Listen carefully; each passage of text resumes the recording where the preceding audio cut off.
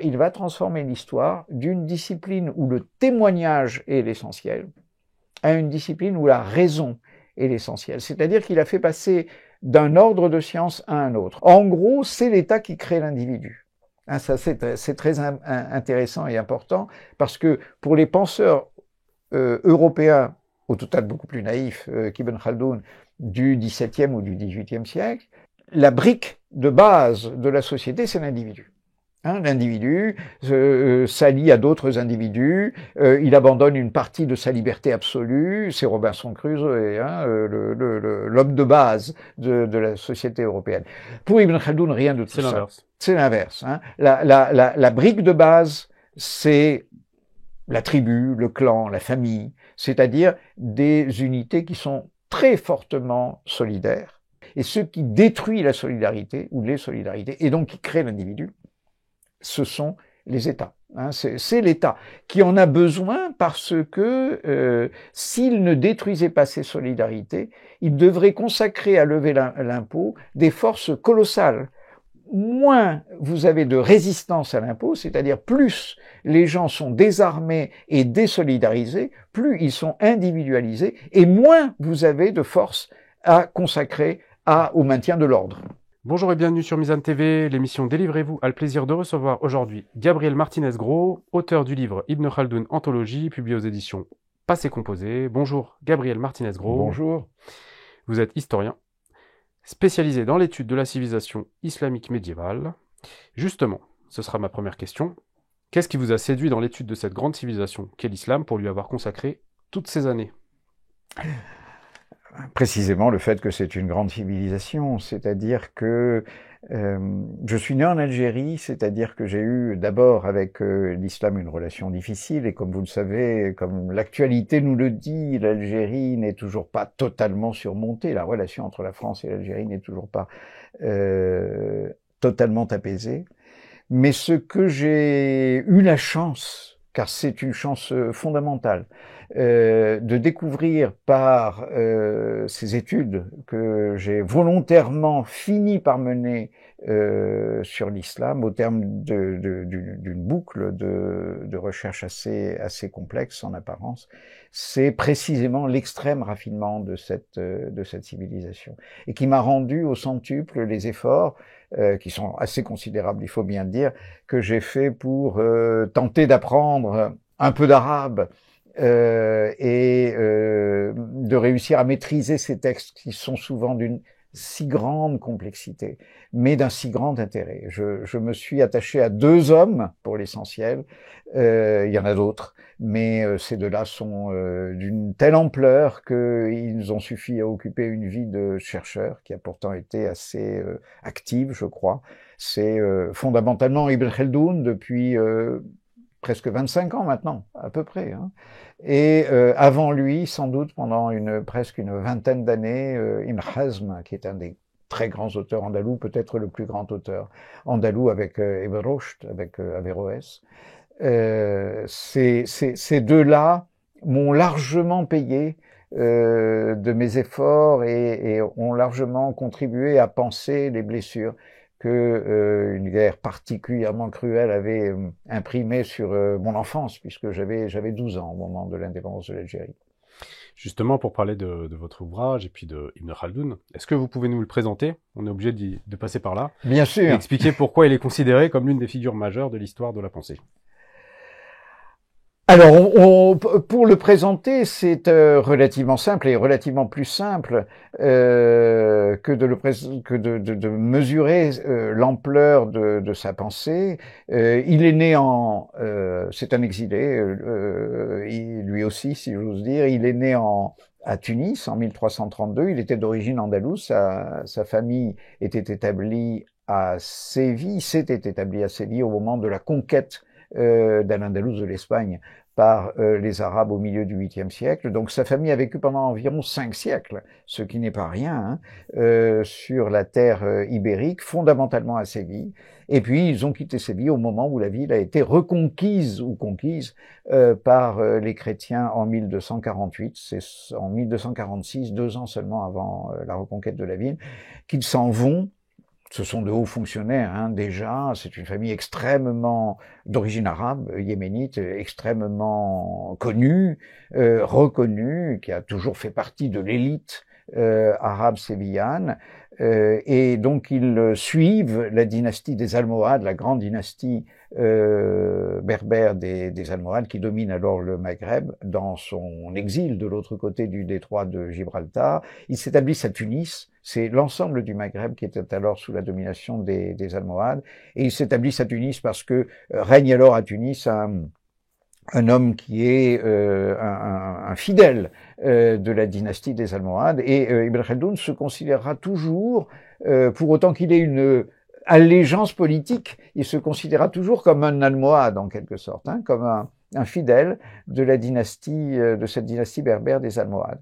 Donc il naît à Tunis dans un milieu andalou, c'est-à-dire un milieu qui pratiquement, dans tout le Maghreb, depuis Tunis jusqu'à Fès, monopolise les fonctions de l'écriture, c'est-à-dire les fonctions de l'enseignement, les fonctions de la chancellerie civile des États, les fonctions de la comptabilité aussi. La plupart des ministres des Finances sont d'origine andalouse.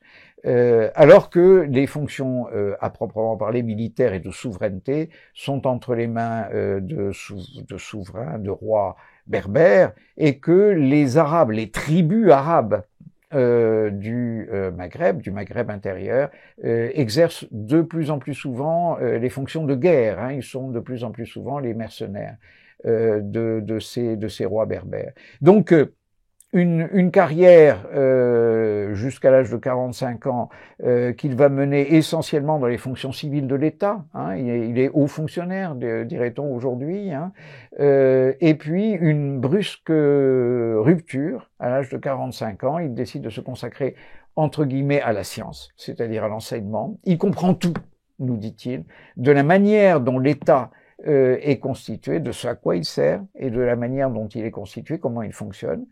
Et il décide de passer le reste de sa vie à l'enseigner, d'abord à Tunis, après avoir écrit son histoire universelle dans une retraite, on peut le dire, c'est-à-dire en plein désert, hein, quasiment dans la région de Frenda, dans l'ouest de l'Algérie, hein, sur les hauts plateaux de l'Algérie actuelle, pas très loin de Tiaret, de l'actuelle ville de Tiaret, et sous la protection d'une tribu arabe. De là, après avoir écrit son livre, il a 45-46 ans, il va se diriger vers Tunis, sa ville natale, où il enseigne pendant quelques années. Et puis, il rencontre à Tunis des jalousies, il rencontre des difficultés, et il décide surtout que Tunis n'est pas une ville à la mesure de ce qu'il estime être la grandeur de sa pensée. Car c'était un homme particulièrement orgueilleux et très conscient, tout simplement, de l'importance de ce qu'il apportait. Hein. Il dit lui-même qu'il a inventé une science nouvelle. Et donc il part pour le Caire, qui est la plus grande ville, tout simplement, de langue arabe du monde d'alors. Et il va passer les 24 dernières années de sa vie, entre l'âge de 50 et l'âge de 74 ans où il meurt, les 24 dernières années de sa vie au Caire. À enseigner, en effet, et il avait raison de ce point de vue-là, il y a au Caire un réseau d'institutions d'enseignement qu'on ne trouve nulle part ailleurs dans le monde islamique. Il l'examinera et il l'expliquera lui-même, hein, pourquoi au Caire en particulier, à cause de l'importance de la population, à cause aussi d'une certaine structure particulière du pouvoir, les hommes de pouvoir sont portés par leur propre intérêt à fonder des collèges d'enseignement et des mosquées. Et donc le Caire est un véritable paradis pour ceux qui cherchent à enseigner, et Ibn Khaldoun va en profiter, outre le fait que il est désigné, à cause déjà de la réputation qui le suit depuis son parcours maghrébin, il est désigné comme le qadi malikite du Caire, c'est-à-dire qu'au Caire, il y a les 4 écoles du sunnisme sont représentées. Et pour que chaque musulman qui passe par le Caire puisse choisir le qadi qui correspond à l'école traditionnelle de sa région de l'islam. Et donc les Maghrébins qui sont extrêmement nombreux au Caire, d'abord ceux qui y sont établis et puis ceux qui passent par le Caire sur la route de la Mecque, la route du pèlerinage, s'adressent en général lorsqu'ils ont un conflit, un litige, ou tout simplement lorsqu'ils meurent, ce qui arrive très très souvent au cours du pèlerinage, parce qu'on fait le pèlerinage à un grand âge et que souvent on meurt sur la route, et souvent au Caire, lorsqu'ils meurent, donc ils s'adressent au Qadi malikite pour la liquidation des biens, fondamentalement. Hein, et donc Ibn Khaldoun sera à plusieurs reprises Qadi malikite, et donc un des 4 grands qadis de, entre guillemets, l'empire Mamelouk. Les Mamelouks sont la dynastie qui règne alors sur l'Égypte, mais qui règne pas seulement sur l'Égypte, mais aussi sur la Syrie et sur la Hijaz, c'est-à-dire sur la Mecque et Médine. Hein. Ce sont eux qui tiennent les haramain, comme on dit, hein, les 2 lieux saints, les 2 harems de l'islam. Et avant ça, donc dans sa jeunesse, sa vingtaine, sa trentaine, donc, quelles sont les fonctions qu'il a occupées et aussi quelle a été sa formation finalement? Alors, sa formation, certains mauvaises langues, il y en a beaucoup. Hein, Ibn Khaldoun agace profondément, donc il y a beaucoup de gens qui essayent de saper un peu l'admiration immense qu'on peut lui porter et qu'on lui a portée en général depuis le 19e siècle. Sa formation a été interrompue, malheureusement, par la peste. Il avait 16 ans à Tunis lorsque la peste a frappé en 1348 et elle a pratiquement exterminé le milieu de ses professeurs, ce qui l'a obligé à poursuivre, c'est l'objet de son premier déplacement, à poursuivre sa formation à Fès, qui avait été, donc au Maroc, qui avait été un peu moins touché par la peste que l'actuelle Tunisie, qui a été ravagée totalement par la peste, un peu comme l'Égypte d'ailleurs. Hein. Et donc il rencontre au Maroc, toujours dans le milieu andalou qui lui est familier, hein, il rencontre celui qui va devenir par excellence son maître, Al-Abili, qui est donc de la ville d'Avila, hein, c'est de là que vient son nom, Abili, et qui sera celui dont il parle le plus, hein, jusqu'à sa rencontre avec Tamerlan très très tard. Il a 70 ans, il parle encore de Abili, qui est mort depuis plusieurs dizaines d'années. Hein. Il dit à Tamerlan, j'ai eu un maître, Abili, qui m'a dit qu'un jour je te rencontrerai. Tu es probablement le Fatimide, tu es probablement l'homme qui va bouleverser le monde. Et bon, on en reparlera peut-être, hein, pourquoi tu vas bouleverser le monde. Et donc, voilà, c'est là, à Fès, qu'il va terminer sa formation et qu'il commence son métier. Et son métier, naturellement, c'est un métier de l'écriture. Hein. Il est comme andalou. On lui fait d'emblée confiance dans la pratique de la langue arabe dite classique, hein, Fosha, qui distingue très très nettement de l'arabe des tribus arabe du Maghreb intérieur, de celle, par exemple, qui va protéger son écriture, son moment d'écriture à Frenda, dans la région de Frenda, sur les hauts plateaux algériens.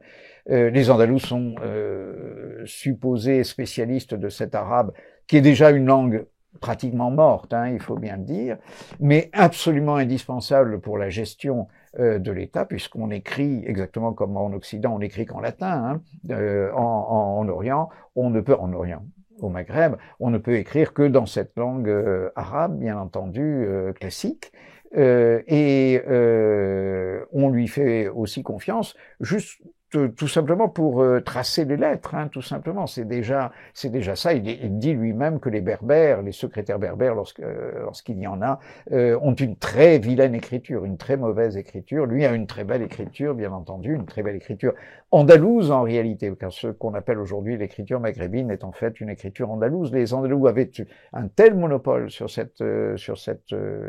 toutes les fonctions de la plume qu'ils ont fini par effacer totalement toute autre forme d'écriture que la leur. Et donc, il est vizir lorsqu'il prend de l'âge. Il il lui arrive le cas échéant d'administrer des petites principautés comme celle de Bougie. Il sera Premier ministre, si vous voulez, du roi berbère de Bougie.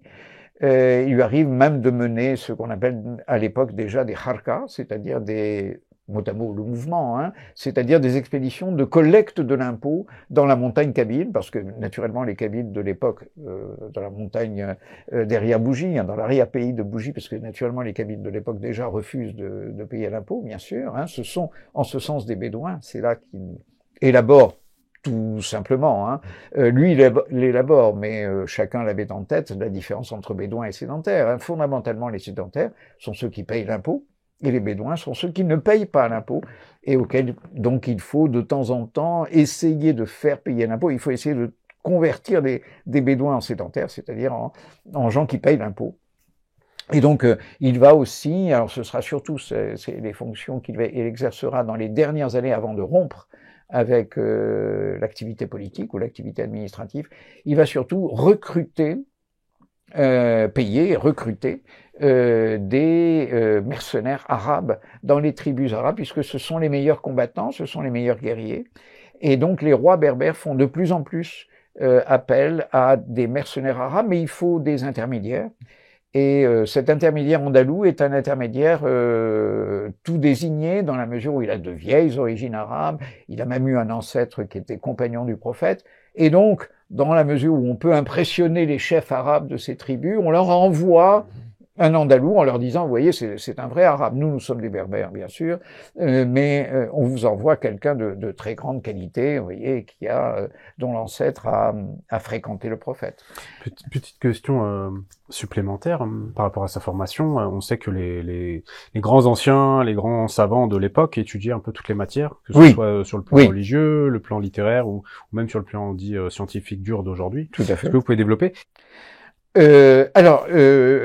Lui-même a effectivement une formation tout à fait générale. Il a bien sûr la première des formations, la plus utile socialement, c'est la formation en droit, le fiqh, ce qui lui permettra de devenir juge encore au Caire, hein, bien sûr.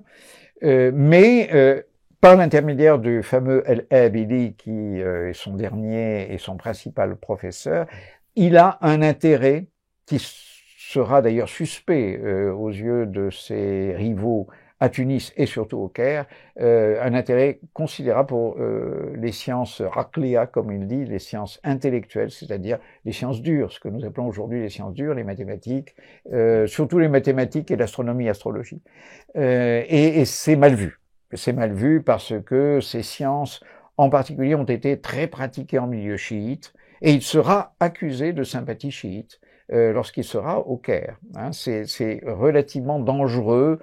Il est assez habile et assez prudent pour n'avoir jamais été véritablement acculé par ces accusations, mais il a un vrai intérêt pour toutes sortes de sciences, et dans une certaine mesure, là on en vient à ce qui fait son extrême originalité, dans une certaine mesure, il va transformer l'histoire d'une discipline où le témoignage est l'essentiel à une discipline où la raison est l'essentiel. C'est-à-dire qu'il a fait passer d'un ordre de sciences à un autre. Si vous voulez, dans l'ordre des sciences religieuses, mais l'histoire se situait dans cet ordre des sciences religieuses, ce qui compte, beaucoup l'ont dit avant lui, en particulier Ibn Hazm justement, hein, ce qui compte, c'est le témoignage. C'est-à-dire que un théorème de mathématiques pourra toujours être redémontré s'il est perdu. Si on perdait la démonstration du théorème de Thalès, on réussirait à la retrouver parce que Dieu a disposé dans l'esprit de tous les hommes, et alors là de tous les hommes, les croyants et les incroyants, et les hommes de tous les climats du monde, la même capacité à raisonner, et par conséquent, cette capacité à raisonner universelle se retrouve dans l'usage, par exemple, des mathématiques, ou de l'astronomie, ou de l'astrologie, ou de la médecine, de ce qu'on appelle aujourd'hui les sciences dures, en quelque sorte. En revanche, pour les sciences religieuses, si vous perdez le témoignage du prophète, vous avez tout perdu, vous ne le réinventerez pas. C'est impossible parce que, d'Ibn Hazm par exemple, les commandements de l'islam ne sont pas rationnels. hein. Et par conséquent, vous ne les retrouveriez pas si vous les perdiez. C'est d'ailleurs ce qui est arrivé aux Juifs, dit Ibn Hazm. Les Juifs ont perdu leur commandement, et du coup, ils ont une religion faussée. Ils sont incapables de retrouver les commandements tels que Moïse leur avait portés, dit-il. Hein, bon, c'est peu importe.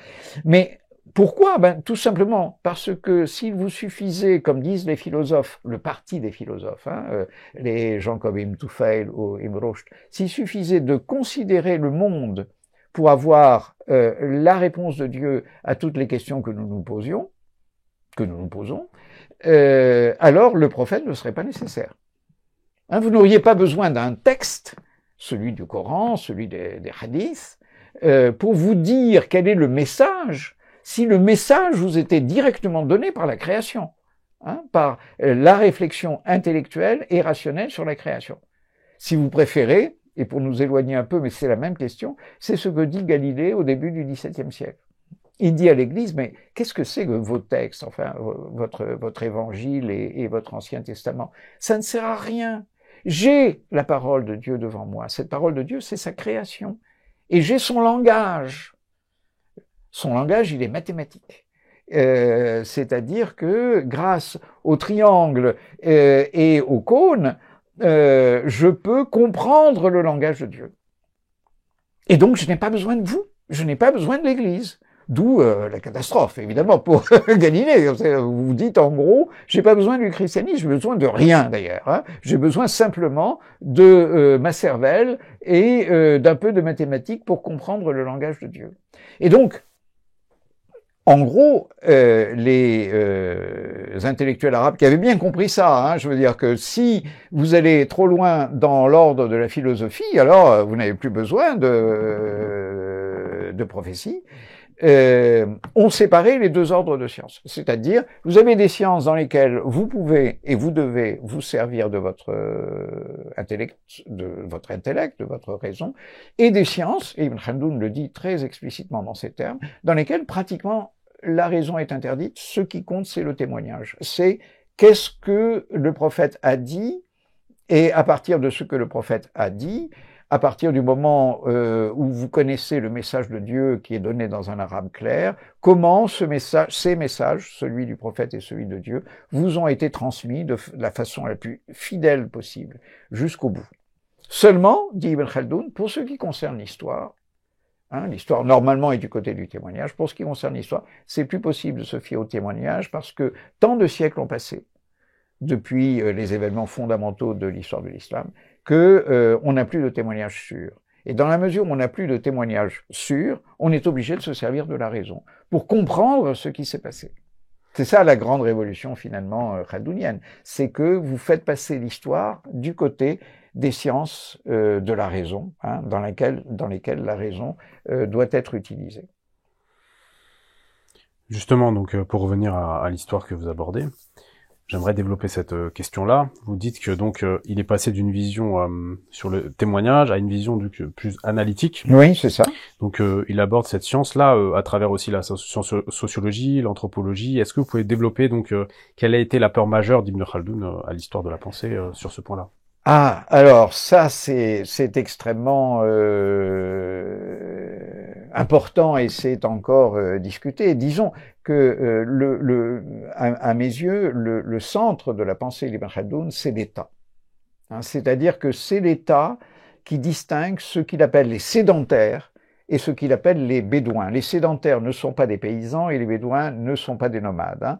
Les sédentaires sont des gens qui vivent sous le contrôle d'un État, qui payent l'impôt, et les bédouins sont des gens qui ne vivent pas sous le contrôle d'un État et qui ne payent pas l'impôt. C'est la division fondamentale des sociétés humaines à ses yeux. Pourquoi? Parce que l'État est ce phénomène, cette réalité, cette entité qui lève l'impôt, le mot impôt est tout à fait décisif, hein, qui lève l'impôt sur des populations relativement nombreuses qui obéissent à son autorité, et grâce à cette levée de l'impôt, il concentre du capital, en général dans sa capitale, dans la ville qui lui sert de capitale, et cette concentration fait naître une demande, évidemment la demande des élites, la demande des riches, la demande des puissants, ça va de soi, hein. Et cette demande, à son tour, génère toute une gamme d'activités qui n'existeraient pas sans cette demande, c'est-à-dire sans l'impôt, sans le produit de l'impôt. Ce produit de l'impôt produit à son tour des métiers nouveaux, des techniques nouvelles, ce qu'on appellerait aujourd'hui des gains de productivité. Et ces gains de productivité, évidemment, Ibn Khaldoun n'a pas le terme gain de productivité, ces gains de productivité engendrent une espèce de spirale vertueuse, c'est-à-dire que dans la mesure où la ville est de plus en plus productive et de plus en plus étendue, elle réclame à son tour une mobilisation du travail dans les campagnes, cette mobilisation pour se nourrir, et cette mobilisation du travail dans les campagnes multiplie les hommes dans les campagnes. La première le premier des progrès, c'est le progrès démographique, hein, c'est qu'il y a de plus en plus d'hommes, et il y a de plus en plus d'hommes parce qu'il y a de plus en plus de prospérité. Et cette prospérité nouvelle permet de lever un impôt supplémentaire qui fait donc grossir la ville, donc qui multiplie les métiers, qui multiplie les techniques, qui multiplie les synergies aussi, les commerces, le commerce dans la ville, qui multiplie donc les gains de productivité. Donc de nouveau, les campagnes sont sollicitées de mobiliser leur travail et ainsi de suite, hein. Normalement, c'est une spirale qui est déterminée par la levée de l'impôt, mais qui n'a pas de fin. Hein, en réalité, elle en a une sur lesquelles Ibn Khaldoun écrit quelques chapitres, mais ce n'est pas l'essentiel. L'essentiel, c'est que l'État est fondamentalement un mécanisme économique. C'est fondamentalement un mécanisme d'installation de la prospérité. Avec cet inconvénient que, naturellement, pour que cette prospérité s'installe, il faut que l'impôt soit accepté. Or, l'impôt est inacceptable. Des hommes libres ne payent pas l'impôt. C'est ce que répondent les Bédouins aux fonctionnaires de l'État. C'est pourquoi les Bédouins refusent de payer l'impôt, mais en échange, si j'ose dire, et en punition de leur refus de payer l'impôt, ils vivent une vie tout à fait misérable, tandis qu'au contraire, ceux qui sont soumis à l'impôt et qui sont par conséquent désarmés, parce que seules des populations qui sont désarmées sont susceptibles de payer l'impôt, ceux-là sont au contraire, c'est ce que Ibn Khaldoun appelle les sédentaires, ceux-là sont au contraire à la fois soumis et relativement prospères. Et il se développe du point de vue démographique. Hein. Il y a un contraste démographique qui est important entre les sédentaires et les bédouins. Hein. Les sédentaires visent sans cesse à une expansion, y compris à une expansion démographique, mais aussi à une expansion de la prospérité, bien entendu. Hein. Le monde sédentaire est un monde en expansion, tandis que le monde bédouin est un monde de la rareté. Hein, y compris de la rareté démographique, bien entendu, hein, dans la mesure où la mortalité y est très élevée. Est-ce que Ibn Khaldoun est le premier penseur de l'histoire à avoir intégré donc à sa grille d'analyse historique la philosophie, la sociologie et l'économie, comme vous le dites Je le crois. Hein, je le crois très, très franchement, parce que ce qu'on appelle l'économie dans l'Antiquité, oikonomos, c'est mot à mot la loi de la maison en grec, hein, c'est ce que veut dire économie. L'économie, c'est tout simplement l'économie ménagère. Hein, comment se débrouiller pour gérer au mieux ses biens. Hein. La vision d'Ibn Khaldoun est beaucoup plus vaste. On peut se demander comment, alors, beaucoup au XIXe siècle se sont demandé, au XXe, se sont demandé comment une pensée comme celle-là a pu éclore. Hein.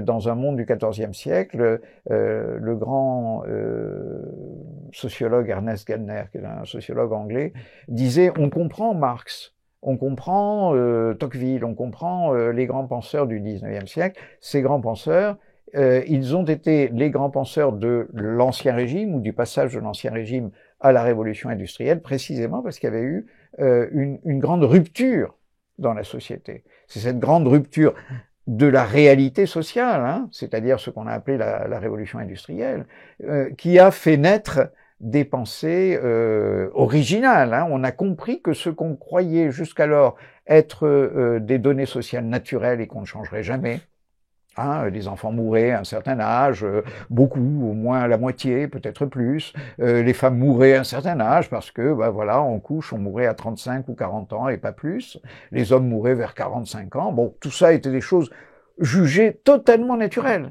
à quoi on ne changerait jamais rien. Eh bien, arrive quelque chose qui s'appelle la révolution industrielle, qui n'est pas seulement industrielle, qui est d'abord une révolution hygiénique, médicale, scientifique, etc. Et tout change. Hein. Et là, vous comprenez que ce qui vous paraissait naturel était en fait historique. Hein. Et là naissent les grandes pensées historiques. Mais, dit Gellner, il se produit rien de tel au XIVe siècle. Comment Ibn Khaldoun a-t-il pu comprendre, juger tellement à distance la société dans laquelle il vivait lui-même et dans laquelle il n'y avait aucun changement fondamental? Je crois qu'en fait, il y avait un changement fondamental qui s'est appelé la peste, tout simplement. Hein, voilà. C'est-à-dire que très spontanément, depuis le XIXe siècle, c'est intéressant. Hein, pour nous, les changements, même quand on dit aujourd'hui évolution en français, les changements sont des changements positifs. Hein, on change pour mieux. Et donc, comme au XIVe siècle, on ne change pas pour mieux, on ne voit pas en quoi il y a eu des changements. C'est en fait, un tiers de la population européenne et maghrébine qui va décéder, c'est ça? Voilà. À peu près en un siècle en France, presque la moitié. Hein, en un siècle, hein, pas seulement dans la grande épidémie de 1346-1352, mais en 1415-1420, il y a eu en plus la guerre de Cent Ans en France, mais on est à la moitié quasiment de la population de 1340. Hein, puis ensuite, ça commence à remonter. Hein, et c'est pareil en Égypte. Hein, vous descendez probablement. On a un peu quelques chiffres pour l'Égypte, on en a moins pour le Maghreb. Mais en Égypte, vous descendez de 7 millions à 4 millions, hein, probablement, hein, entre 1340 et 1415-1420. Hein. Toujours les mêmes, et même ça se poursuit un peu plus en Égypte. Quelle est sa définition de l'histoire? On a abordé ces branches, mais quelle est sa définition de l'histoire? Alors, on va retrouver dans sa définition de l'histoire ce qu'il en dit hein, dans le premier chapitre de ce qu'on appelle la Muqaddima, c'est-à-dire l'introduction hein, à son histoire universelle, qui fait tout de même 7 tomes. On va retrouver des thèmes et des mots qui sont familiers de l'islam, c'est-à-dire, en gros, il dit, il y a dans l'histoire un zahir et un batin. Il y a une apparence. L'apparence de l'histoire, c'est de belles histoires qu'on vous raconte et qui font frémir les auditoires, l'histoire de tel ou tel héros. Hein. Et puis, le batin, il y a une vérité, c'est cette vérité cachée de l'histoire qui est philosophique, hein, dit-il, qui relève des sciences de la raison. Hein. Et cette vérité, c'est qu'il y a des rythmes, fondamentalement. Hein. Il y a des rythmes dans l'histoire. Alors, on connaît souvent d'Ibn Khaldoun le fameux rythme de 120 ans. Il dit une dynastie ne dure pas normalement plus de 120 ans. Alors, c'est en réalité la Asabiyya qui la soutient, hein, qui dure environ 120 ans, c'est-à-dire les forces militaires en particulier qui la soutiennent, qui s'épuisent totalement au bout de 120 ans. Mais il y a d'autres rythmes. Hein. Et normalement, c'est ce qu'il appelle le ta'assur en arabe, la contemporanéité, deux dynasties qui ne se connaissent pas, qui sont nées à des centaines de kilomètres ou des milliers de kilomètres de distance, mais qui sont nées en même temps, connaissent en même temps les mêmes événements, ou pratiquement les mêmes événements. Hein, c'est-à-dire que une fois en Égypte, il est surpris par un événement, en quelque sorte. Hein, l'homme qu'il a accueilli en Égypte, le sultan qu'il a accueilli, Barkouk, est renversé par un coup d'État militaire. Hein,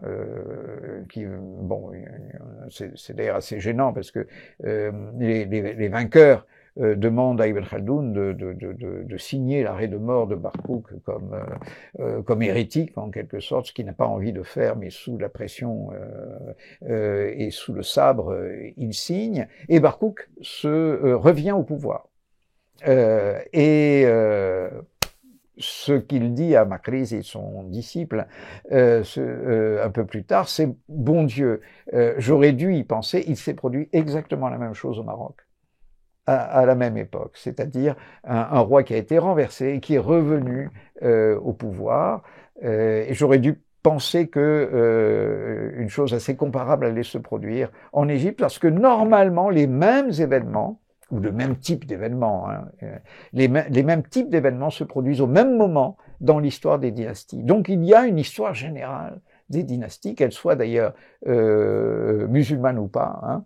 Et c'est en fait extrêmement audacieux, parce que ça veut dire que, bien entendu, Dieu n'intervient pas fondamentalement, il a fixé des règles générales, mais il n'intervient pas dans le détail des évolutions humaines. Il le dit d'ailleurs à plusieurs reprises, hein. Dieu nous a fait la grâce de ne pas intervenir. Il a fixé les règles générales de la création, mais il nous a fait la grâce de ne pas intervenir, ce qui nous permet de comprendre. Vous aviez commencé à aborder un des concepts clés de sa pensée, qui est celui de l'Asabiyya, voilà, ou cohésion sociale. Donc, quel rôle cette cohésion joue-t-elle dans l'ascension et la chute des dynasties? Le rôle fondamental, hein, c'est-à-dire que, je reprends ce qu'on disait tout à l'heure, fondamentalement, la grande majorité des populations sont désarmées. Elles sont là pour travailler et pour payer l'impôt, et elles bénéficient en retour d'une forme de prospérité, en même temps qu'elles sont obligées à une forme de soumission. Mais ces populations qui ont été désarmées, elles sont donc comme des organismes qu'on aurait privés de leur immunité, hein. Elles ne savent plus se défendre, il y insiste à plusieurs reprises, hein. Le désarmement des populations fait que ces populations sont incapables d'opposer une résistance à l'agression. Même personnellement, il dit, il connaissait évidemment bien le milieu des professeurs et des étudiants, il dit le milieu des étudiants est incapable de se défendre, même en face d'une offense visible. Hein. Les étudiants ne savent pas faire le coup de poing, ce qui est étonnant, dirait-on aujourd'hui, mais ils sont tellement sédentarisés, tellement civilisés par leur rapport quotidien avec leur maître ou avec leurs condisciples, que en fait ils ont oublié ou ils ont perdu la capacité de violence que la plupart de ceux qui n'ont pas fait d'études ont encore. Hein.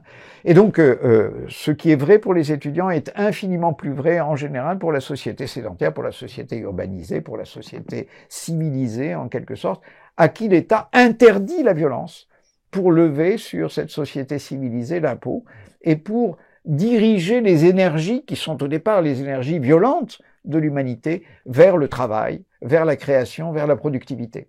Le progrès ne tient que grâce à l'éradication de la violence, ou plutôt le détournement de la violence vers une autre forme d'activité, hein, qui est l'activité productive, en quelque sorte, intellectuellement productive, matériellement productive, les artisans, etc. Et donc, il faut des gens pour assurer tout de même les fonctions de violence, parce qu'il faut tout de même protéger cette société, en particulier contre ce que Ibn Khaldoun appelle donc les bédouins, ceux qui ne payent pas l'impôt, ceux qui ne vivent pas sous la protection de l'État, et qui, tout autour, guettent d'autant plus cette société sédentaire que, un, elle est désarmée, deux, elle est riche. Donc, c'est une incitation au crime, hein, cette société sédentaire. Et donc, elle doit se protéger en appelant à son service, et c'est ce qu'Ibn Khaldoun lui-même faisait, hein, en tant que haut fonctionnaire, en appelant à son service quelques-uns des bédouins de ses environs pour la protéger. Ces hommes ont les armes, ils sont une infime minorité, bien entendu, ils représentent 1%, 2%, peut-être moins de la population générale, ils ont les armes, et peu à peu, parce qu'ils ont les armes, ils acquièrent le pouvoir. C'est-à-dire que, très curieusement, dans la plupart des sociétés que j'ai appelées, moi, dans mes livres impériales, mais qui sont les sociétés d'État pour Ibn Khaldoun, hein, les sociétés sédentaires, ceux qui règnent sur la société ne sont pas issus du même peuple que les gens qui sont soumis et qui travaillent à leur service ou sous leur autorité. On l'a vu notamment avec les Mamelouks. Voilà, les Mamelouks en Égypte, qui sont des Turcs, alors que la population égyptienne est arabe ou arabophone. Alors ça va être effectivement les tribus arabes de l'intérieur du Maghreb dans les pays maghrébins qui sont alors soit andalous, les villes sont soit andalouses, soit les campagnes sont encore très largement berbères, mais ce ne sont plus ni les andalous, bien entendu, ni les berbères qui assurent les fonctions de violence. Ce sont fondamentalement maintenant des Arabes, hein, ce sont des tribus arabes, ces mêmes tribus arabes que Ibn Khaldoun fréquentait. Mais d'où vient justement cette cohésion sociale? Est-ce qu'elle vient de la pauvreté? Est-ce qu'elle vient de liens tribaux, familiaux? D'où vient-elle? Voilà, alors cette cohésion sociale, que Ibn Khaldoun appelle donc la Asabiyya, vient de la cohésion tribale, du fait que cette cohésion tribale, elle est donnée normalement à tous les groupes humains, hein, mais dans les sociétés sédentaires, l'État s'est acharné à détruire en fait ces liens de solidarité, tout simplement parce que ces liens de solidarité sont des dangers pour la levée de l'impôt, sont des dangers pour son autorité. En gros, c'est l'État qui crée l'individu. Hein, ça c'est très intéressant et important parce que pour les penseurs européens, au total beaucoup plus naïfs qu'Ibn Khaldoun, du XVIIe ou du XVIIIe siècle, qui venait d'un autre monde, hein, tout simplement, la brique de base de la société, c'est l'individu. Hein, l'individu s'allie à d'autres individus, il abandonne une partie de sa liberté absolue, c'est Robinson Crusoe, hein, l'homme de base de la société européenne. Pour Ibn Khaldoun, rien de tout ça. C'est l'inverse. Hein. La brique de base, c'est la tribu, le clan, la famille, c'est-à-dire des unités qui sont très fortement solidaires. Hein, et le mot solidarité est dans le mot rasabi, hein, qui veut dire l'ensemble des nerfs qui constituent la structure de l'être humain. Hein. Ce sont des formations, les formations primitives de l'humanité sont des formations extrêmement solidaires, et ce qui détruit la solidarité ou les solidarités, et donc qui crée l'individu, ce sont les États. Hein, c'est l'État qui en a besoin parce que s'il ne détruisait pas ces solidarités, il devrait consacrer à lever l'impôt des forces colossales. Moins vous avez de résistance à l'impôt, c'est-à-dire plus les gens sont désarmés et désolidarisés, plus ils sont individualisés, et moins vous avez de force à consacrer au maintien de l'ordre, en quelque sorte. Ce que vous voyez jusque dans la France aujourd'hui, hein, les centres-villes, où je ne sais pas moi, la majorité des populations désormais obéissent. À la limite, ils n'ont même plus besoin de police. Ils obéissent sans même avoir besoin d'une contrainte. Tandis qu'au contraire, dans ce qu'on appelle les quartiers ou les banlieues, les gens sont beaucoup plus solidaires. Et par conséquent, l'État a une difficulté beaucoup plus grande à imposer son autorité. Il faut bien le dire. Hein. Et donc c'est ça, hein, pour Ibn Khaldoun, le mécanisme fondamental. Sinon que, avec le temps qui passe, pourquoi 120 ans? Pourquoi les Bédouins, au bout de 120 ans, ne servent plus, enfin, n'ont plus de Rassabiyya? Ils se sont adoucis. Ils se sont adoucis. C'est-à-dire que la revanche de la société sédentaire, c'est qu'elle adoucit tout. Hein. Au bout de 2-3 générations, elle a totalement éradiqué en fait tout ce que alors Ibn Khaldoun a un joli mot pour ce qu'il appelle la shawka, c'est-à-dire mot à mot la pointe. Hein. Il n'y a plus de pointe dans ces sociétés sédentaires. Dans ces sociétés sédentaires et qui ont accueilli des Bédouins, ces Bédouins ont perdu leur pointe, c'est-à-dire qu'ils n'ont plus de solidarité entre eux, tout simplement parce que la société sédentaire prend en charge toutes les solidarités, tout ce à quoi servaient les solidarités dans le monde bédouin. Vous avez une police, donc vous n'avez pas besoin de votre cousin pour vous venger.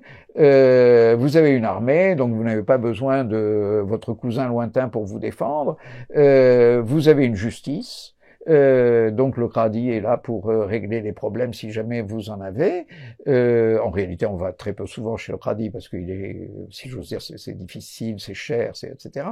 Mais enfin, normalement, il est là, hein, bien. Donc la société sédentaire a organisé tout ce pourquoi vous aviez besoin dans une société bédouine de solidarité. en gros, elle vous dit obéissez, je m'occupe de tout. Ce qui n'est pas très loin de ce que vous dit l'État encore aujourd'hui. Hein. Obéissez, je m'occupe de tout. Et c'est ce qui fait la grande différence entre les sédentaires et les bédouins. Les bédouins, dit Ibn Khaldoun, hein, mis à part les moments où ils s'emparent du pouvoir dans une société sédentaire, fuient la société sédentaire. La plupart des sédentaires pensent que les bédouins sont très malheureux parce qu'ils sont très pauvres. Mais la plupart des bédouins considèrent que les sédentaires sont soumis, hein, sont des esclaves. Et par conséquent, en général, ils fuient la société sédentaire, sauf lorsque ils se laissent gagner par la perspective de la richesse, bien sûr, hein, parce que en gros, ce qu'on leur offre, quand la société sédentaire leur offre les fonctions de violence dont elle a besoin, c'est le pouvoir, en gros, parce que tôt ou tard, ces fonctions de violence les porteront au pouvoir, et donc ils bénéficieront des caisses de l'État, hein, tout simplement. Pour faire un parallèle peut-être avec notre époque, comment une civilisation peut se perpétuer et ne pas sombrer au fil des 120 ans ou des siècles voilà. À venir, en fait? Comment Ibn Khaldoun analyse ce cycle-là des civilisations et comment, justement, une société peut garder à la fois des solidarités internes et être prospère en même temps? Voilà. Pour Ibn Khaldoun, c'est impossible. c'est en ça qu'il est, presque gênant. Hein. Alors, c'est vrai que quels sont les exemples historiques qui valident sa thèse?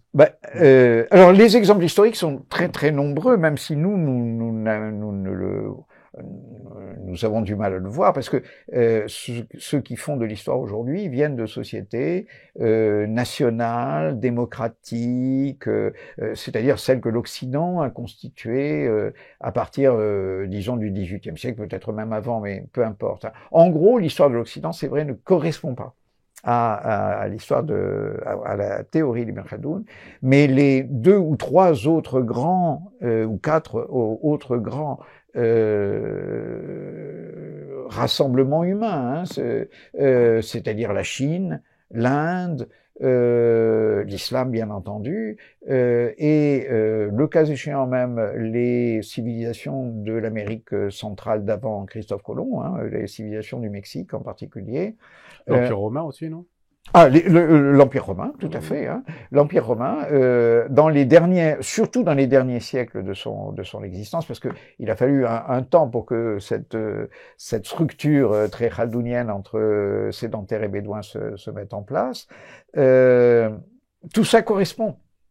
Et alors, alors le pays où la civilisation, la culture qui correspond peut-être le mieux, c'est la Chine. Ce qui est extraordinaire, parce qu'Ibn Khaldoun n'a jamais entendu parler, enfin si, il a entendu parler de la Chine, bien entendu, mais il ne sait absolument pas comment ça fonctionne. Hein. Mais il est, si j'ose dire, assez naïvement persuadé que ça fonctionne comme ça doit fonctionner, c'est-à-dire selon le système qu'il met en place, et il a raison. Et il a raison, c'est-à-dire que vous pouvez faire une histoire de la Chine à travers Ibn Khaldoun, ce que j'ai d'ailleurs essayé de faire dans la brève histoire des empires. Les spécialistes de la Chine, de la fin de l'Empire romain ou de l'Inde, alors en Inde c'est l'islam hein, qui a organisé ce système, ce sont les pouvoirs impériaux islamiques, ce qu'on appelle les Moghols, le sultanat de Delhi d'abord, puis ce qu'on appelle les Moghols entre le XVIe et le XVIIIe siècle, donc ce sont des pouvoirs musulmans qui ont tout naturellement imposé un système qui est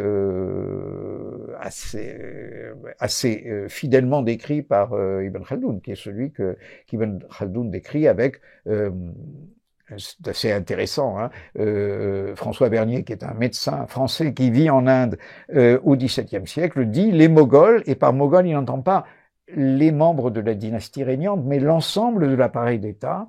Les Moghols se distinguent par 3 traits, il répète ça 2 ou 3 fois dans le cours de ses mémoires sur l'Inde. Ils sont musulmans, étrangers à l'Inde et blancs de peau. Alors, les 3 signifient la même chose, c'est-à-dire étrangers, musulmans. Ils sont étrangers puisque la majorité des Indiens ne sont pas musulmans à cette époque, nous sommes au XVIIe siècle, même encore aujourd'hui d'ailleurs, et blancs de peau parce que les Indiens ne le sont pas. Donc tout revient à étrangers. Vous voyez, c'est une minorité, ils sont environ 200 000 sur 120 millions d'Indiens à peu près. Hein. Vous voyez, la minorité est très mince, hein. C'est moins de 1% de la population, c'est 0,2, 0,3% de la population. Hein. Ces étrangers ont tout le pouvoir de violence, c'est-à-dire tout le pouvoir de la souveraineté et de la violence dans l'État. Hein. Les armées sont des armées mogholes. En général, ils sont turcs d'origine. Par Turcs, entendez les Turcs d'Asie centrale, les Ouzbeks, les Kazakhs, les Kirghizes d'aujourd'hui, les Turkmènes d'aujourd'hui. Ils sont persans et quelquefois arabes, mais plus rarement, parce qu'on est assez loin. Mais vous voyez, le système est bien celui d'Ibn Khaldoun. Vous avez une infime minorité en charge des fonctions de violence et des fonctions de souveraineté, et puis une immense majorité de la population qui est en charge des fonctions de production. Et malgré la tyrannie, parce qu'il y a une véritable tyrannie fiscale, bien entendu, quand des populations refusent de payer l'impôt, elles sont très durement châtiées. Indiscutablement, on a quelque mal à l'avouer aujourd'hui, et beaucoup de mes collègues historiens, évidemment, refusent absolument cette évidence, mais l'évidence, c'est que la population de l'Inde augmente, malgré tout. Hein, c'est-à-dire que, et vous avez des monuments extraordinaires, vous avez le Taj Mahal, qui est bon, et vous avez des milliers de mosquées, enfin des centaines de grandes mosquées, alors qui aujourd'hui sont en question, comme vous le savez, parce que sous ces mosquées, quelquefois, il y a des temples, etc. Enfin bon, c'est l'histoire de l'Inde d'aujourd'hui. Mais cette tyrannie est aussi une façon, et on le voit dans le cas de l'Inde, parce que c'est le premier grand empire. Hein. Il n'y a pas eu d'empire auparavant dans l'histoire de l'Inde, même s'il y avait une densité de population qui aurait permis de mettre en place un empire. Donc on voit l'empire se constituer à des époques historiques où on a véritablement des preuves, des documents, etc. Et vous voyez cet empire se constituer et participer à une forme de prospérité, alors même qu'il est effectivement très tyrannique, comme le disent aujourd'hui évidemment les nationalistes hindous et les nationalistes indiens. Hein. Les deux sont vrais. Les deux sont vrais, oui, il est tyrannique, mais en même temps, vous voyez, le Taj Mahal, hein, eh ben c'est cet empire qu'il a fait, hein, le monument le plus célèbre de l'Inde. Vous disiez précédemment que sa grille d'analyse historique ne s'appliquait pas à l'Occident moderne. Oui, pourtant, oui, et même médiéval. Oui. Oui. D'accord. Pourtant, on voit qu'en Occident, il y a eu la grande époque de l'Espagne, la grande époque du Portugal, de la France, le grand siècle, l'Angleterre. Puis aujourd'hui, les États-Unis, ça fait peut-être un siècle qui sont l'empire dominant. On voit tout de même que la Chine qui émerge et qui va peut-être remplacer les États-Unis, cette grille d'analyse s'appliquerait en partie. Qu'est-ce que vous en pensez? Alors, d'abord, si ça ne s'applique pas, et ça ne s'applique pas au Moyen-Âge, c'est qu'il n'y a plus d'impôts. Hein, avec l'effondrement de l'Empire romain, on ne mesure pas ça. Hein, il y a tout simplement plus d'impôts d'État. Hein, c'est cette concentration du capital que suppose la théorie d'Ibn Khaldoun dans la capitale, précisément, dans la ville qui sert de siège au pouvoir et qui permet l'expansion des métiers, l'expansion des techniques, les gains de productivité, etc., ne se produit pas en Occident. Normalement, si Ibn Khaldoun avait examiné avec toutes les informations dont nous disposons l'Occident du haut Moyen-Âge, comme on dit, c'est-à-dire après la chute de l'Empire romain, entre le 6e et le 10e siècle, il aurait dit, bah voilà, ils en sont revenus à la tribu. Hein, ce sont des tribus. Hein, pour lui, il y a fondamentalement deux ordres de société, les tribus bédouines et les sédentaires organisés par l'État. Ils n'ont plus d'État. Et par conséquent, oui, c'est intéressant, bon, tout est intéressant, aurait-il dit, mais il n'y aura pas de possibilité d'accumulation de la prospérité, d'accumulation de la richesse, ou de projet, ou d'investissement, puisque une des caractéristiques des sociétés sédentaires, c'est le projet et l'investissement, précisément, qu'on trouve dans les villes. Or, là, il se trompe à partir du 11e, 12e siècle, alors pourtant que l'État est très faible, que l'impôt est encore extrêmement faible, il commence à se produire quelque chose. Et puis, à partir du 14e, 15e siècle, vous avez tout à fait raison, il devient partiellement pertinent pour l'histoire de l'Occident, tout simplement parce que l'impôt d'État revient. Hein. C'est à partir de là qu'on commence avec d'infinies difficultés, comme vous pouvez imaginer. Les gens n'avaient pas l'habitude de payer l'impôt, donc évidemment, avec d'infinies difficultés, les États commencent à prélever un impôt. Alors la guerre de 100 ans, bien sûr, hein, parce qu'il faut de l'impôt pour faire la guerre. Et puis la peste, tout simplement, la peste qui abaisse dans des proportions considérables la population et les activités productives, alors que ceux qui servent d'État, enfin les élites, ont des besoins qui sont à peu près assez les mêmes, et en particulier les besoins de guerre, hein, bien sûr, puisqu'on est en pleine guerre de 100 ans en Occident, entre la France et l'Angleterre, disons. Hein. Et donc, peu à peu, l'impôt revient, et avec l'impôt, quelques-uns des mécanismes d'Ibn Khaldoun, oui. Il y en a, alors, j'en citerai deux pour ce qui concerne le royaume de France, hein, entre le XIVe et le XVIIIe siècle, jusqu'à la Révolution française. Hein. C'est d'abord les mercenaires. On commençait à avoir de plus en plus de mercenaires dans les armées françaises, les Suisses, hein, qui servent de mercenaires, des Allemands, des Italiens, etc. Il y a moins de, entre guillemets, Français, de sujets du roi de France dans les armées. Il a été fondé par une minorité germanique, les Français. Voilà, exactement. Et puis, la deuxième chose, c'est la croissance de Paris. La capitale, à partir du moment où vous avez l'impôt, la population de la France entre avant la peste et 1750, disons entre 1340 et 1750, il y a un creux monstrueux avec la peste, puis ça remonte, mais ça remonte à peu près au niveau de 1340. Elle n'augmente pas tellement en 4 siècles, mais par contre, Paris, la capitale, va tripler de population, tout simplement parce qu'elle est irriguée par l'argent de l'impôt. Et ça va devenir une ville, évidemment, la ville où on élabore, hein, la ville où on travaille, où il y a effectivement de nouvelles techniques, une peinture, une ébénisterie, un travail du bois, un travail du métal, un travail de la langue, parce que ça en fait partie aussi. Hein, l'invention de la langue, le travail intellectuel fait partie de l'élaboration. Hein. Et tout ça, c'est khaldounien, ça c'est khaldounien. Bon, vous avez les empires qui ont toujours prélevé beaucoup d'impôts. Hein. La Chine n'a jamais varié dans le modèle khaldounien, c'est-à-dire un modèle fondamentalement sédentaire avec un très lourd prélèvement. Hein. Dans l'empire byzantin, où on a donc la fin de l'empire romain, si j'ose dire, où on a quelques idées du taux de prélèvement, on pense que c'est de l'ordre de 25 à 30%. Une fois que vous avez mis de côté les grains nécessaires pour le réensemencement, parce qu'il faut réensemencer la terre, sans quoi l'année suivante vous n'aurez pas de récolte. Une fois que vous avez enlevé ça, l'État prend entre 25 et 30% de la récolte, ce qui est absolument énorme. Hein. Et en Chine, très probablement, ce sont les mêmes ordres d'impôts qui sont considérables. Les Grecs, les Égyptiens. Non, pas tant, pas si loin, je veux dire. Ceux-là avaient probablement un impôt quand même qui était plus modéré. Hein. Non, c'est vraiment l'impôt impérial, c'est-à-dire en Méditerranée, c'est l'Empire romain.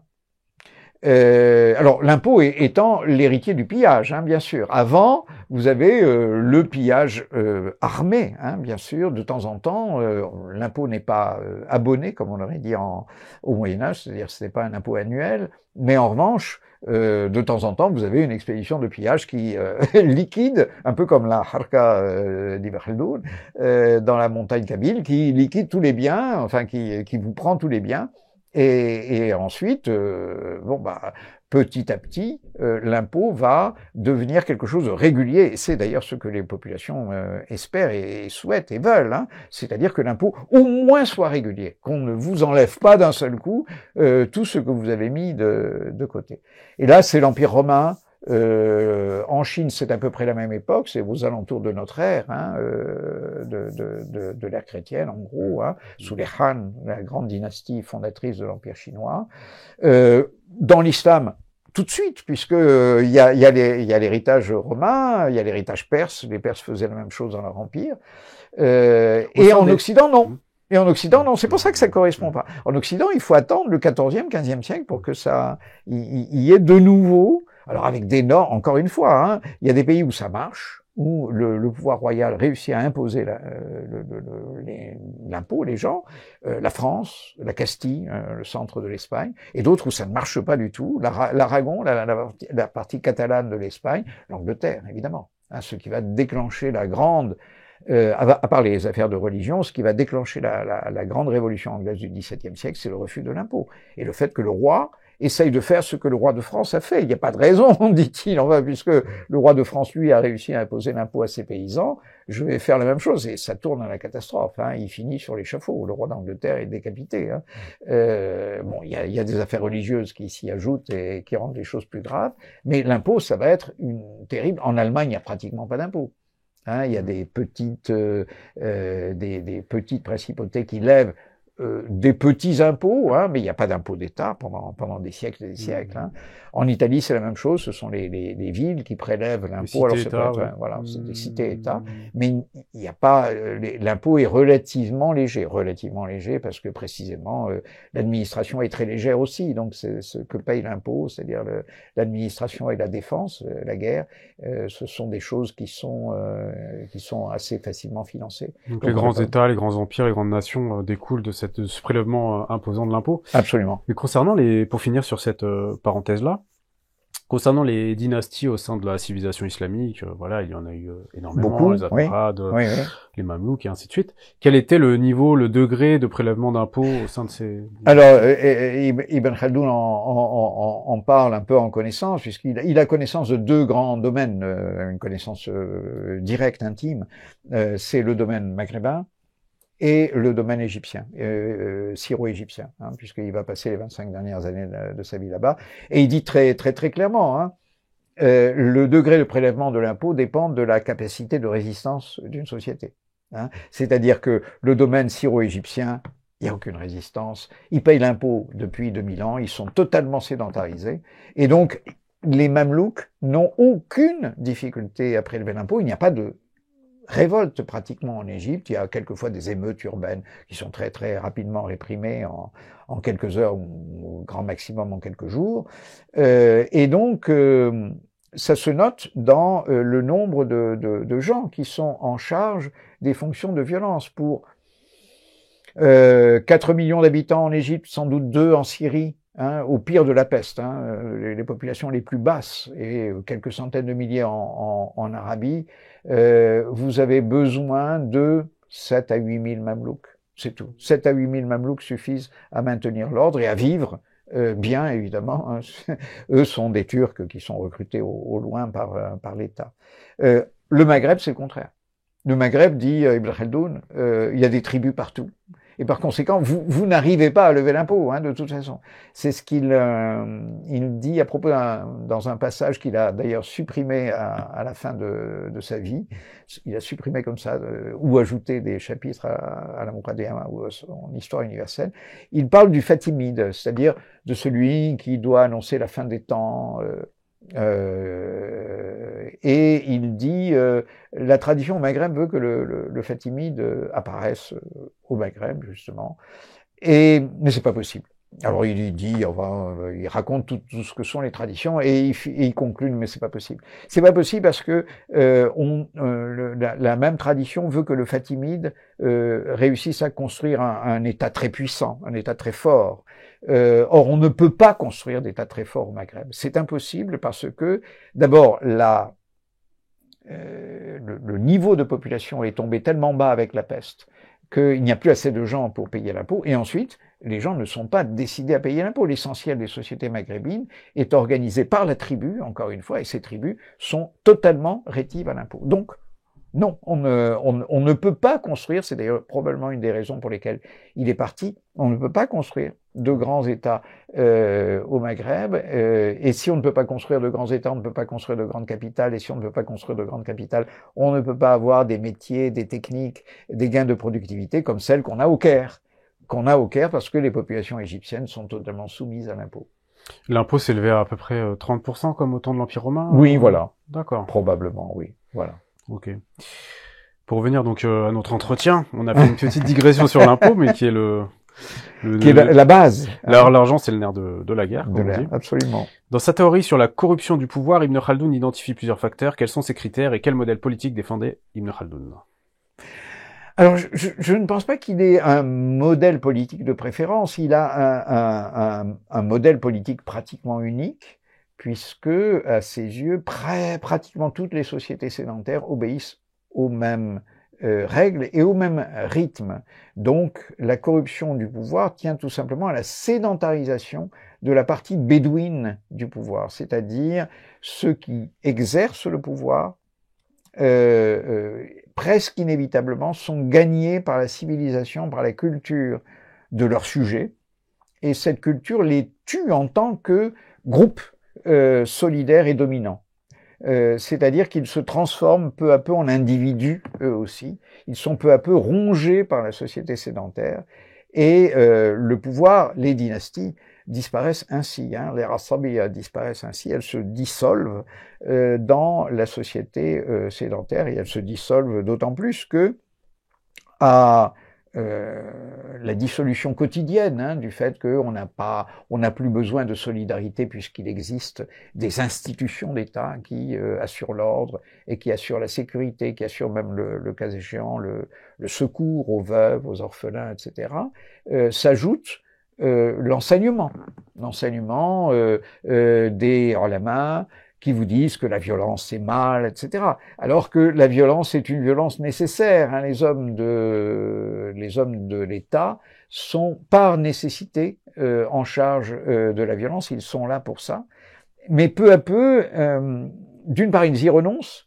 Et d'autre part, et ça c'est quelque chose qui peut effectivement avoir des échos dans notre monde contemporain, ils sont de plus en plus persuadés que la violence c'est l'armée, c'est-à-dire que ils sont de plus en plus persuadés que leur puissance militaire en particulier, est assurée par de beaux chevaux, par de belles armes, comme aujourd'hui, elle est assurée par de beaux avions et par de beaux missiles, etc.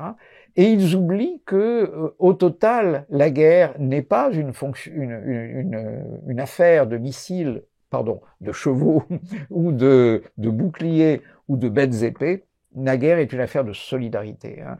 C'est-à-dire que ils se heurtent, eux qui ont de moins en moins de solidarité parce que le temps a passé et que les cousins n'ont plus la même solidarité qu'avaient les frères dans la génération précédente, et les petits cousins à la troisième génération ont encore moins de solidarité que n'en avaient les cousins, et infiniment moins de solidarité que n'en avaient les frères à la génération précédente. Hein.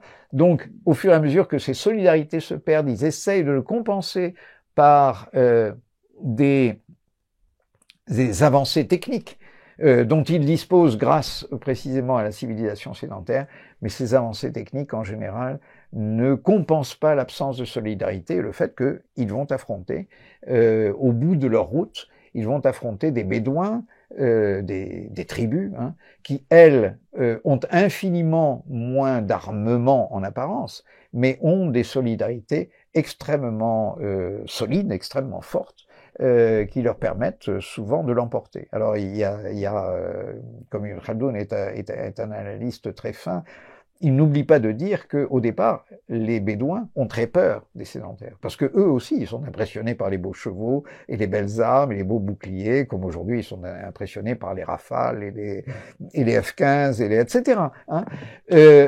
Mais au bout d'un certain temps du combat, qu'ils essayent d'éviter, en même temps ils harcèlent un peu les forces sédentaires, ils se rendent compte que les rafales ne sont pas si efficaces que ça.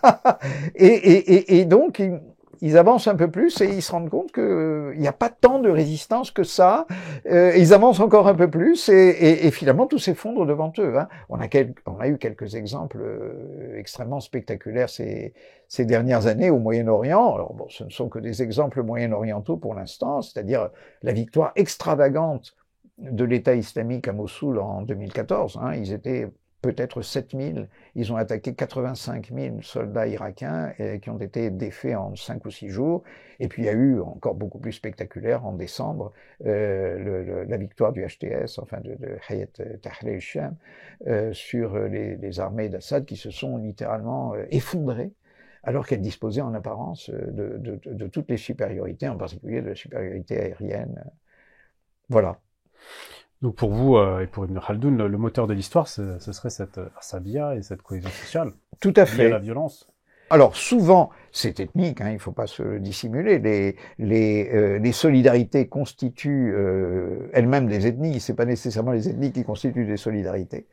Mais il n'y a pas. Alors Ibn Khaldoun dit là-dessus, puisqu'on y est arrivé par une voie détournée, dit en général, effectivement, ceux qui dirigent les mouvements des Rasabiyya, qui rassemblent en général plusieurs tribus, parce qu'une seule tribu, une tribu c'est quelques centaines d'individus. C'est trop peu en général pour passer à l'assaut d'un État, donc c'est nécessairement un conglomérat de tribus qui va passer à l'assaut d'un État. Gengis Khan, hein, ça les Mongols, au départ c'est des tribus extrêmement isolées et dispersées. Des tribus arabes du 7e siècle aussi. Exactement. Voilà. Hein, c'est le miracle de Muhammad, dit Ibn Khaldoun, c'est d'avoir rassemblé les Arabes. Personne n'avait jamais réussi à les rassembler avant lui. C'est ça le miracle. Les hein. deux empires sont tombés.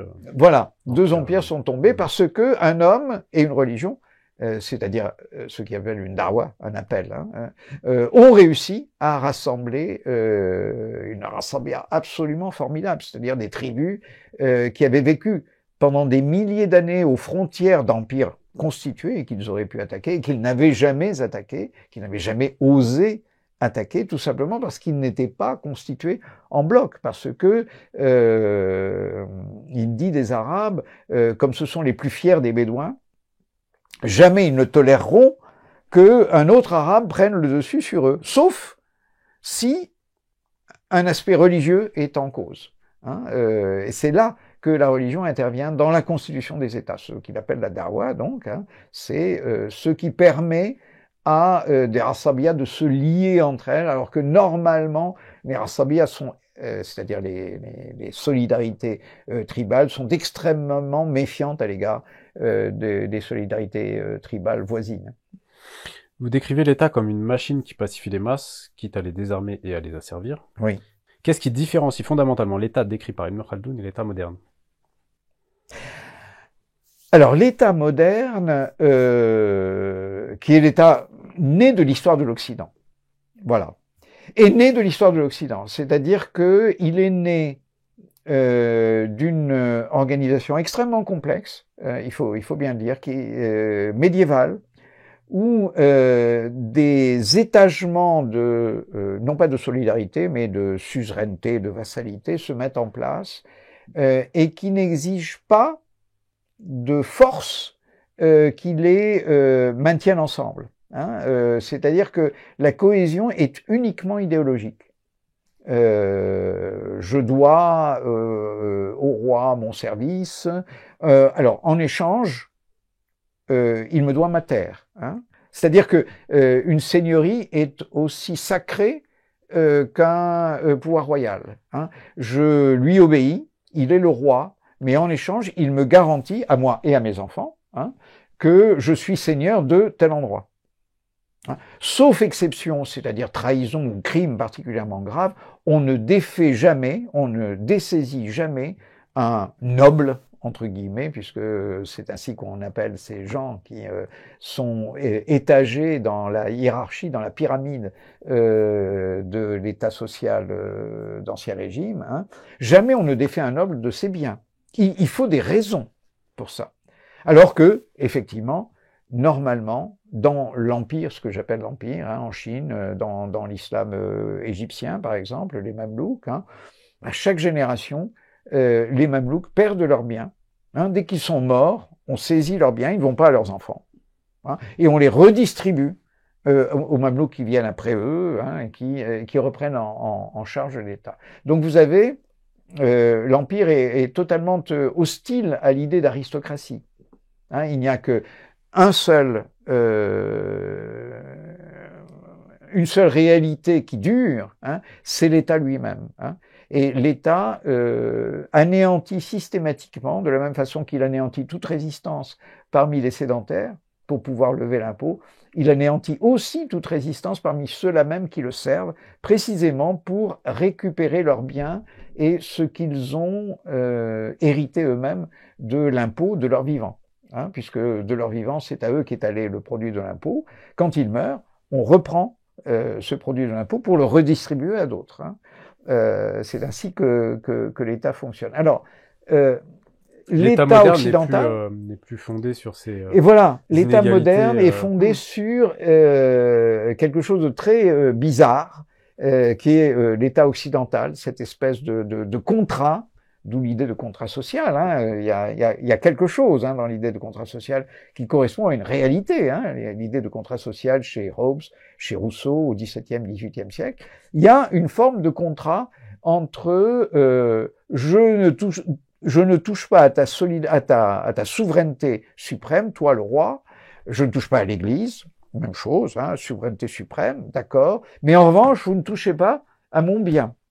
Hein, vous ne reprenez pas mon bien quand je suis mort, je le céderai à mes enfants, je constitue une lignée, une dynastie, etc.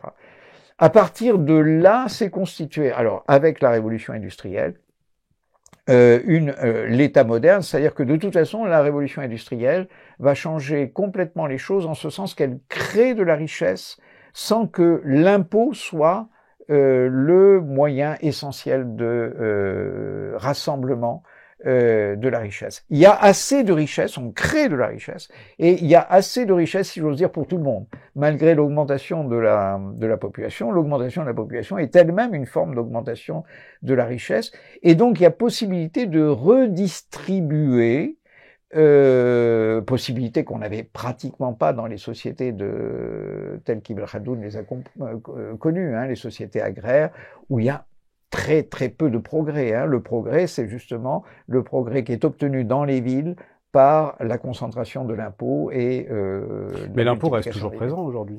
L'impôt, alors aujourd'hui, ma question c'est est-ce qu'on ne revient pas à un monde khaldounien, c'est-à-dire que pendant le 19e et le 20e siècle, on a fait d'énormes progrès économiques, on a connu des gains de productivité absolument considérables. Aujourd'hui, en Europe, alors c'est cette année, me direz-vous, mais petit à petit on voit bien le phénomène s'accentuer, on arrive à des taux de croissance qui sont extraordinairement faibles, ce qui veut dire que le gâteau, il est en train de cesser d'augmenter. Et dans la mesure où le gâteau est en train de cesser d'augmenter, vous revenez au monde d'Ibn Khaldoun. Hein, où vous pouvez revenir au monde d'Ibn Khaldoun, c'est-à-dire un monde où, de plus en plus, l'impôt est ce qui prélève et qui crée en même temps la richesse. C'est-à-dire, on a besoin de l'impôt pour nos besoins sociaux, on a besoin de l'impôt pour réarmer, on a besoin de l'impôt pour, etc. Et donc, il va falloir l'augmenter d'une manière ou d'une autre. On ne le dit pas comme ça parce qu'il est déjà extrêmement élevé, mais en réalité, c'est ça. Hein. Et on revient de ce point de vue à un monde khaldounien, avec la nécessité que Ibn Khaldoun connaissait bien, évidemment, que tous les pouvoirs du temps d'Ibn Khaldoun connaissaient bien, c'est-à-dire de faire des choix. Hein. Il y a des quartiers, il y a des catégories de la population, etc. Les vieux, les retraités, les gens des quartiers, etc. Pour qui on peut se demander si consacrer tant d'argent, le pognon de dingue, comme vous savez, ça vaut la peine. Après tout, on se replie sur les quartiers centraux et sur les populations centrales. Elles payent l'impôt, elles travaillent, il n'est pas difficile de maintenir l'ordre, ils sont actifs. Hein. Pour les autres, c'est-à-dire les vieux, les violents, etc., tant pis pour eux, on leur payera de moins en moins. Alors, c'est sans doute moins vrai en France, mais aux États-Unis, vous voyez déjà la chose s'amorcer. C'est-à-dire, il y a des gens qui travaillent, eux, on s'en occupe et surtout, on lève l'impôt et on leur permettra de continuer à vivre bien. Quant aux autres, ils n'ont qu'à se débrouiller. Hein. c'est-à-dire effectivement toutes les banlieues difficiles, les populations noires qu'on a essayé, avec quelques succès d'ailleurs, d'aider depuis une soixantaine d'années. On n'en a plus les moyens, et par conséquent, bon, chacun pour soi. Hein, fondamentalement, ce chacun pour soi, il est très américain en plus. Hein. C'est une société où fondamentalement l'individu a été roi pendant longtemps, ou la petite communauté. Hein, la petite ville, le village, etc. Où, là, on fait son école soi-même. On n'a pas besoin de l'État pour faire une école. Hein. On donne de l'argent pour recruter des instituteurs, mais pour nos enfants. Hein, les types d'à côté, hein, ils sont beaucoup plus pauvres que nous, bah, tant pis pour eux, ils ont qu'à se débrouiller. Voilà. Là, vous me parliez du monde moderne. N'a-t-on pas l'impression que l'économie capitaliste a justement besoin de ces populations venues de la périphérie, que ce soit l'Afrique, le Maghreb, l'Asie, pour renouveler ses forces productives en permanente, puisque les populations actives d'Occident vieillissent, et on a l'impression que la théorie d'Ibn Khaldoun elle s'applique pas directement, mais la manière d'analyser les choses s'appliquerait quand même à notre monde capitaliste. Complètement, non, vous avez tout à fait raison. Parmi les grandes richesses, alors on l'oublie souvent, on a même eu tendance à considérer le contraire, parmi les grandes richesses qu'a créé la révolution industrielle à partir du XVIIIe siècle, il y a la richesse en hommes, c'est-à-dire il y a le développement démographique. La population mondiale a été multipliée par 11-12 depuis 1800 à peu près, et c'est en train de s'arrêter. Et donc vous avez tout à fait raison, probablement dans les décennies qui viennent, une des grandes richesses, on parle des richesses minières, on parle des richesses pétrolières, des richesses en énergie, etc. Une des grandes richesses, ce sera la richesse en hommes, c'est-à-dire que c'est très évident, même si c'est pénible à entendre pour beaucoup de populations qui trouvent qu'elles sont submergées par les immigrés, etc. Mais il faudra de plus en plus, effectivement, probablement, pour que l'économie capitaliste fonctionne. Hein, il faudra effectivement des immigrés, d'autant plus que les gains de productivité sont de moindre en moindre. C'est-à-dire que les gens travaillent de plus en plus dans des secteurs où l'idée même de gain de productivité est discutable ou absurde. Qu'est-ce que c'est un gain de productivité pour un médecin ? Pour un médecin, un gain de productivité, ça consiste à traiter chaque malade en 15 minutes plutôt qu'en 30. C'est ça, un gain de productivité. Comme ça, il peut traiter 2 fois plus de malades. Ça, c'est vrai, dans sa journée. Mais ce n'est pas exactement ce que les malades souhaitent, évidemment. Qu'est-ce que c'est qu'un gain de productivité pour un professeur ou pour un instituteur ? C'est d'avoir 50 élèves dans sa classe plutôt que 25. Hein, c'est un gain de productivité. Mais c'est un désastre en général, hein, ça va de soi. Qu'est-ce que c'est qu'un gain de productivité ? Et là, c'est presque encore plus compliqué pour une assistante à domicile, une assistante ménagère à domicile. Faire le ménage 2 fois plus vite, c'est-à-dire mal, hein, forcément. Préparer à manger au vieux monsieur ou à la vieille dame, en général le vieux monsieur qui est là, à qui elle prépare à manger 2 fois plus vite, bah oui, bien sûr, mais ça va pas être très bon, quoi. Évidemment, c'est pratiquement pas possible. Si vous êtes déjà allé dans une maison de retraite, je sais pas si ça vous est arrivé. Non, ça m'est arrivé plusieurs fois, évidemment, pour des parents plus ou moins éloignés que j'allais fréquenter dans des maisons de retraite. Vous déjeunez avec eux, on fait, et c'est bien, on amène les gens dans une salle de restaurant dans la maison de retraite. Le fait d'amener les gens, et puis plus tard de les ramener dans leur chambre, ça prend, le repas ça prend une demi-heure, amener les gens ça prend une autre demi-heure.